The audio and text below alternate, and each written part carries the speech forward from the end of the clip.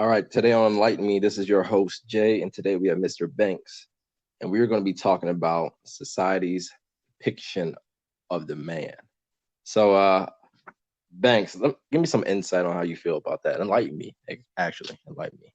I mean, the way society is right now, like I said earlier, a woman or society in general cares more about what a man can provide than who that man actually is. I And think first yeah, question, the first question that women ask you nowadays more so is what you bring to the table, not as a person, but materialistically. What type of job do you have? What kind of car you drive? Where do you live? These seem to be the things that are more important to people nowadays than who you actually are as a person. yeah, I think people fantasize this whole ever since social media started uh, getting higher up in the anarchy. People started fantasizing this type of memes and these relationships of celebrities and stuff like that. Because now you're actually embedded in their life and how they move, like Sierra and whatever his name is, that one random dude. But I guess people want that. Russell Wilson. But the only thing about it is, you got to remember, it's social media. They only showing you what they want you to see. Exactly. No relationship is perfect. So I'm sure behind closed doors, there's arguments and disagreements, but you don't see all of that. People you see these posts where it has like two people standing in front of a house, goals.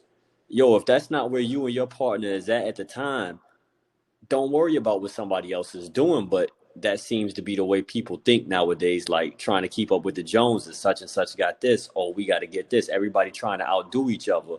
And you got this mentality where success comes before everything. And that's how you end up with these people nowadays. They not doing it what they want to do. They doing what society tells them to do. You got a CEO of a company, but dude is miserable. But all you see is the money, and you classify him as successful because of what he's accomplished. But deep down, this dude is miserable, and nobody think about that. And that's exactly what I was telling the gentleman that's supposed to be on right now. I said this exactly. Women are emotional driven creatures. Men are logical driven creatures. When a man logically reasons with his emotions and speaks upon it, he's either beaten or chastised based upon how he feels. I wholeheartedly believe that. It's like it's a weakness. You don't want to say how you feel because as a man, you probably been beat over your head your whole life until you suck it up and you just get over it. But men go through things, and I don't think that people acknowledge that. Even other men, we don't sit around and talk about our feelings like that. And women, No. they want an Yep. emotional man or whatever. But the day you come out and you really express how you feel, you being a punk or you whining, get over it, man up. That's what you hear your whole life. So dudes just hold it in. I think at every point in a man's life, especially once you hit that 25, 35 age, that 10-year in there, I think realistically most men have been depressed in their life Oh yeah. Yep. and can't speak on it. You just got to get through it on your own. And when women get depressed, think about it. If you're in a relationship, when is the relationship really in jeopardy? When the woman is unhappy. Yep. It doesn't Yep. matter that True. nobody takes into consideration, well, is the dude happy? And 9 times out of a 10, when a dude is unhappy, he just suck it up and struggle through it. And, with the mindset, it'll get better. And you just keep it moving. But women, and they get a pass for it. They unhappy. She can go out, do whatever she want to do, cheat on dude, whatever. And it's okay because she wasn't happy. You're happy. And I know a lot of women are gonna be like, "Oh, this is untrue." But when y'all get y'all chance, we let us speak. Let us I, I speak. think I think that nowadays everybody is preaching this whole energy and protect your energy at all costs. Yo, your happiness shouldn't come at the expense of other people. Like, I feel like people just do whatever they want with total disregard for anybody else, as long as it's making them happy. But I think that comes back to you. That's not good karma. Since we talking about energy, that ain't good karma. And what how you say that is crazy because the validity of what you're saying is very important because at work and even on Facebook, a lot of people say "happy wife, happy home" or something like that. It shouldn't be like that. I've stumbled a couple people that said no, happy home, happy marriage, but it's happy wife, happy marriage, happy home. It's not. How, how many times you heard the statement, "Your money is your money, your money is her money"? Yep. That is very true. It doesn't matter. Very And I don't true. think men hold women in that regard like they think they do, because you could be, again, you could be the CEO of a Fortune 500 company making millions of dollars. Who is that CEO probably messing around with? The damn secretary. Yeah. He don't care that she's not financially on the same level as him and all this other. So a lot of these women, they living in a fantasy world. You're not gonna get a dude that's 6'5", lifts weights, has a beard, tatted up, and is a brain surgeon. Yeah, yeah, I, you're not gonna get all of that. I'm not saying that you shouldn't have standards for yourself, but be realistic is what I'm saying. Like, you're not gonna I feel like when you got your mind set on a certain type and that's all you're willing to go for, you're gonna miss out on some other opportunities because you've already cheated yourself. Very true. You got to give, if the guy might not have a lot of money, but if he treats you good and he has goals and he's trying to reach these goals, and you stick with him, it gets greater later. But a lot of women nowadays, they not even willing to give them type of dudes a chance. And it's funny. I was doing some research, and for all you women out there, probably gonna ask all the questions. PureResearchCenter.org. They facilitated a couple words that were negative for men. 95% were involved. Violent, emotional, feeling, and vulnerable.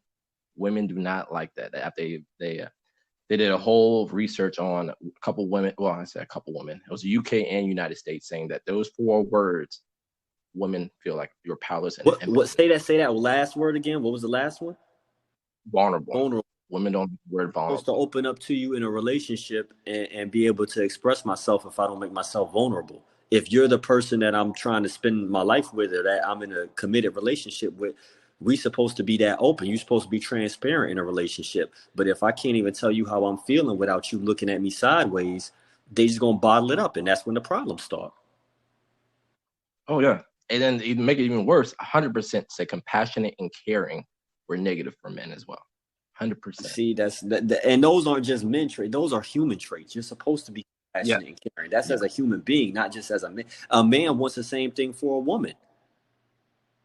If I'm going through Exactly. something, yeah, you need somebody there for you, and that's she's supposed to facilitate that role. But if I can't even come to you and talk to you about the issue, then this isn't gonna work.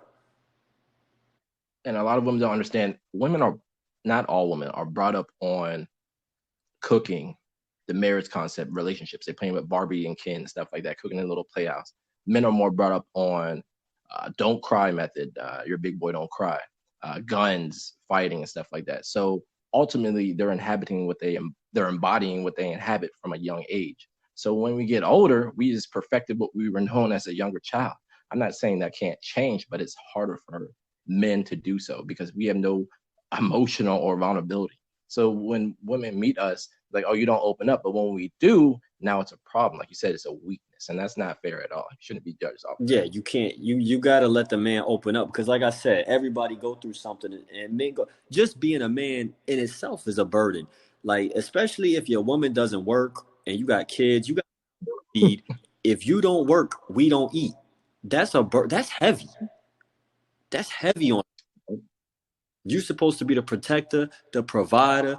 You're supposed to be all these things, and sometimes that in alone is a stress.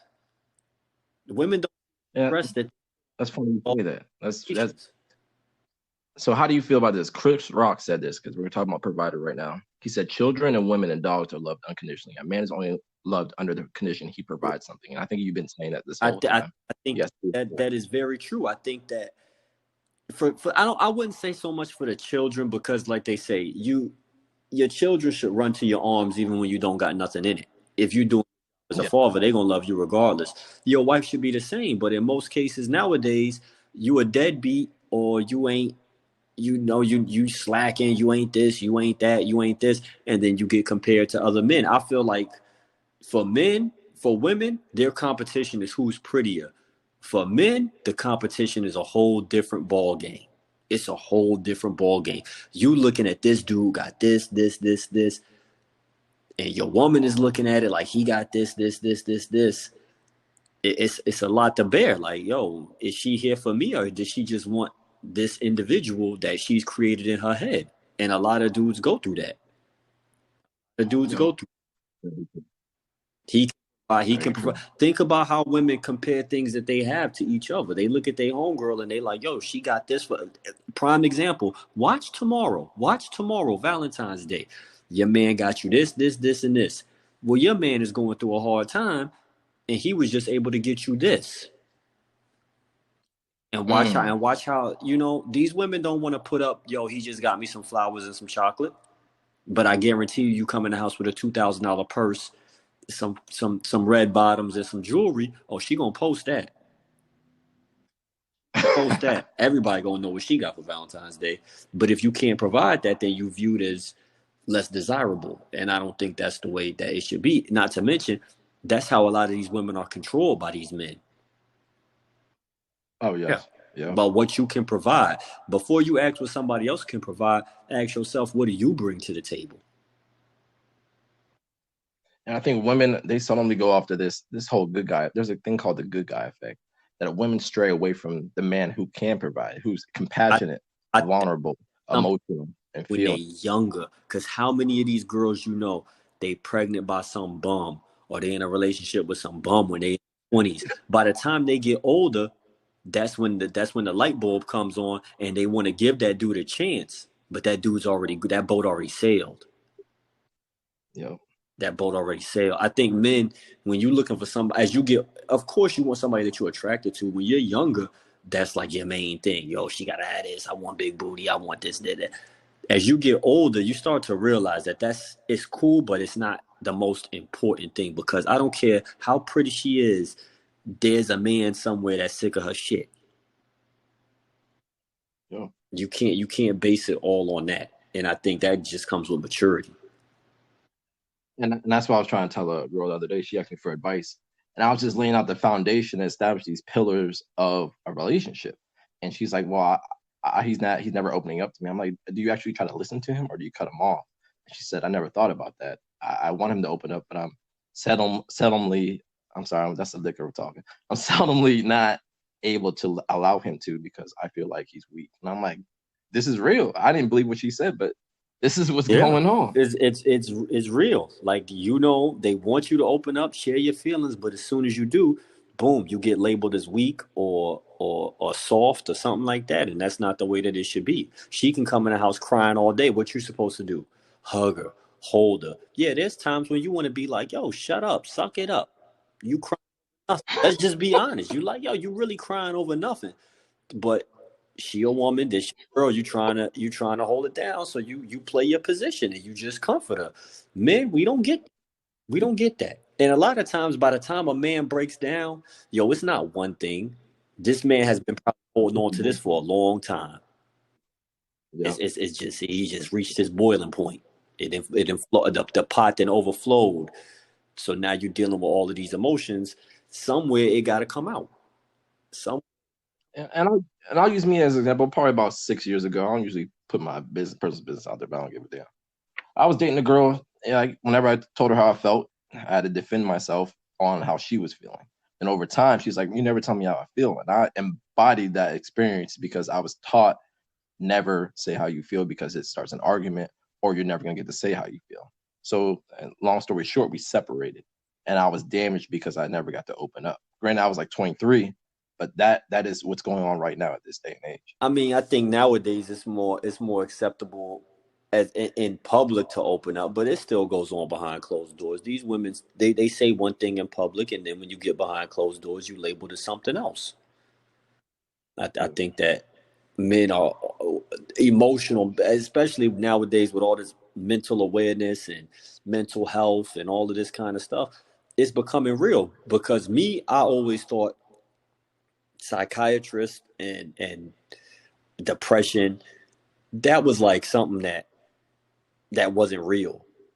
That's Hmm. that's a scam. That you looking for an easy way to get out of something. That's a cop out for poor judgment. Like, you not ain't nobody really depressed. But now that I'm older, and I've experienced things for myself. You do go through that point. Sometimes it's not basically a relationship that's messing with you. It could be your job. You're not moving up. I went through a phase, man, where I just felt like I wasn't where I was supposed to be in life, and it wasn't getting no better. Like, damn, I'm okay. Yeah, I'm good, but I feel like I'm getting passed up by everybody around me.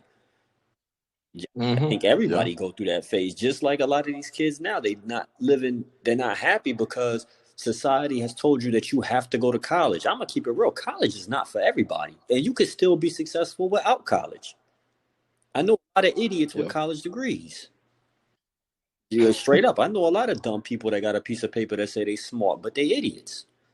And you go out there doing a job that you don't even want to do just so you could tell people this is what I do. Oh, I got my degree. So you could feel like you're doing something with yourself.